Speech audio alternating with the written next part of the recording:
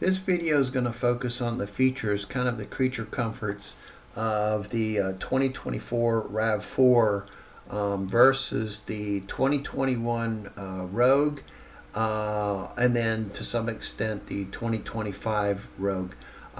It's going to focus on the little things as an owner and a passenger or driver in the car that you may not notice immediately, but you do notice once you actually own the car and drive it for a while. So full disclosure here is I've owned 3 Rogues up until the last one, the 2021 Rogue, and then it was a lease and I traded in for a RAV4, and I should have done more due diligence, and I was just expecting they would have feature parity since I was buying a comparable equipped car to what I had with the Rogue. That's what prompted me to make this video, is that there is quite a bit of difference in what Toyota provides versus what Nissan provides. I've since swapped out the RAV4 for another Rogue. So what I'm trying to do is to show the features of the 2021 versus the 2024 RAV4. And then where as needed, I'd insert what the 2025 Rogue has. So to show what the 2 vehicles were, on the 2021 Rogue is a Rogue SL. It had the package with the 9-inch touchscreen that came with the Bose audio system. Okay, and then for the 24 RAV4. It was a XLE Premium RAV4 that came with the 10.5-inch multimedia JBL audio system. So here's a list of things that really stood out to me when I swapped from the 21 Rogue to the 24 RAV4. These things include the gas tank, backup camera, unlocking the doors, remote start, little thing like the visor, gear shifter, limited display in the dashboard, the moonroof, and then I guess probably the biggest one for me was the audio. Just the look and feel, inconsistency in the volumes. It was very difficult to organize the radio stations, or their limited ability to organize, and then Siri, where you can push the button and ask the car to play music or whatever. Okay, it did have some things that were better than I had in my Rogue. The phone charger, the heated seats, and then the engine stops when you're at a light. So I'll go through each one of these and explain what the item was, and then I tried to provide either videos or pictures to illustrate some of these points. Now, I didn't know I was going to be making this video before I got rid of the 21 Rogue. So unfortunately, the only thing I had was the 25 Rogue. So where it was basically the feature was there in the 21 and in the 25, I would show the 25 version of it. But other than the graphics, if you will, the feature was still there. And then I also tried to show how this worked in the 24 RAV4. Okay, the 24 RAV4 was a standard gas tank, kind of the old style, where you had to flip a switch that was underneath the dash, and then that would open a little door where the gas cap was at, and then you unscrewed that gas cap, and then you could fill your gas. Okay, kind of a old style. Okay. In the Rogue, you just pushed on the gas cap door and the door would open, and then there's no cap to take off. You just insert the pump and start pumping away.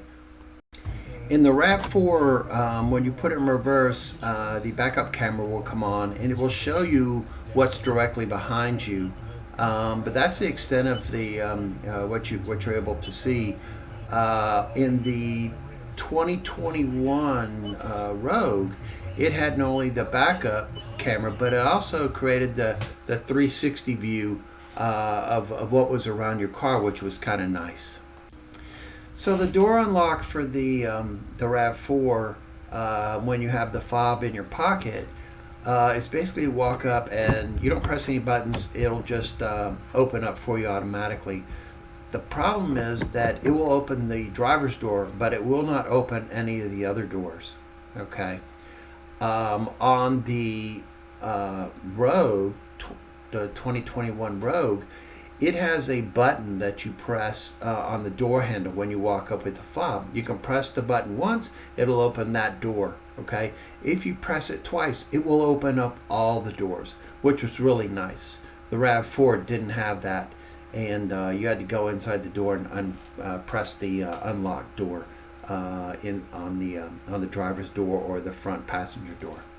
Here you can see the key fob for the RAV4, where you can lock, unlock, you can hold down and open up the back hatch, and you can also press the horn button there. On the Nissan Rogue 21, it also had another button. You can see it there at the top, which was a circle. And basically you could press the lock button twice and then hit the circle button, and you would remotely start the engine. Okay, nice feature to have in the winter, but unfortunately the 24 RAV didn't have that on the key fob. The visor was another thing that I noticed, that it's pretty small, right? It goes the normal length, but it's not very wide, right? And then the other thing was, it has this little plastic thing that slides out if you need more of a visor, more towards the rear of the driver window. It's just very small, right? And didn't block out the sun that much. Okay. On the Rogue visor, it's much wider, so when you put it down, it covers more area.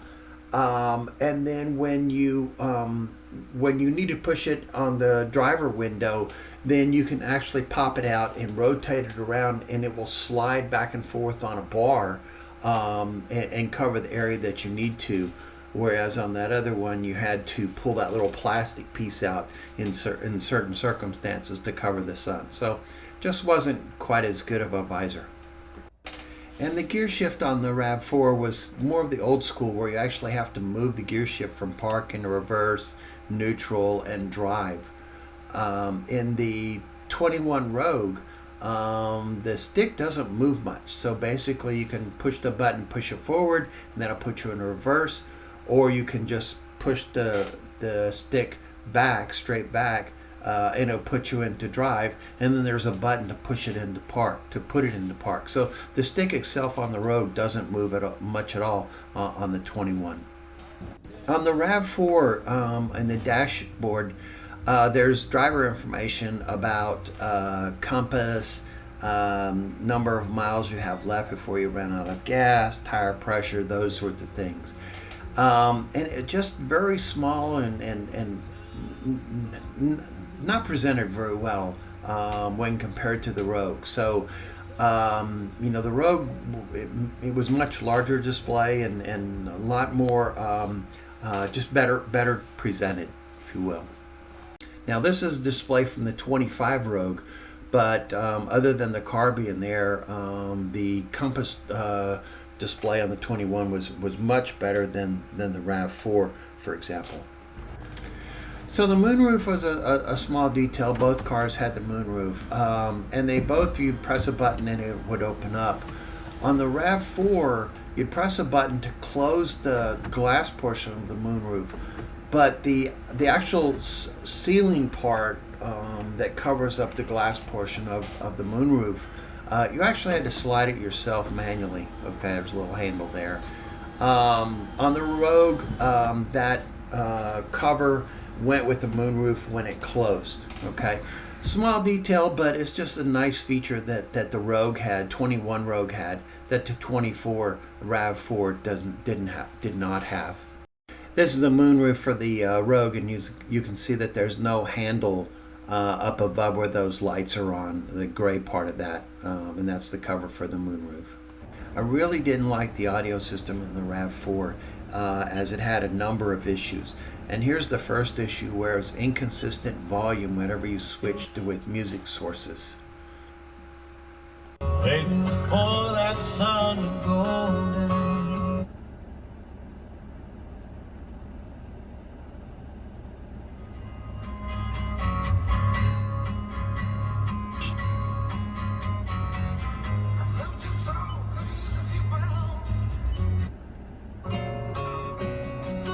Made it up Mulholland Drive. The next issue was on the radio stations. You could select your favorite radio stations, but there was no ability to organize them, right? Put them in order, or if you wanted to put your sports next to each other, or your your country station next to each other, rock station next to each other. There was just no ability to do anything like that in the RAV. The next issue with the RAV4 is with the what I call the Siri button, where you can press it and you can speak what you want the car to do. So, for example, to play a song or something like that. When you could get it to respond or listen, it didn't understand what you were trying to ask it to do. And just a simple command of playing a song, it had real challenges in doing that. Whereas on the Rogue, there was never an issue with that. It was pretty much spot on every time I used it. Play Save Me by Jelly Roll.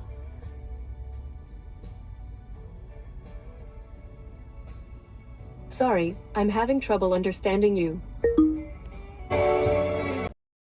Okay, so these were kind of the things that I experienced going from the 2021 Rogue to the 2024 RAV4.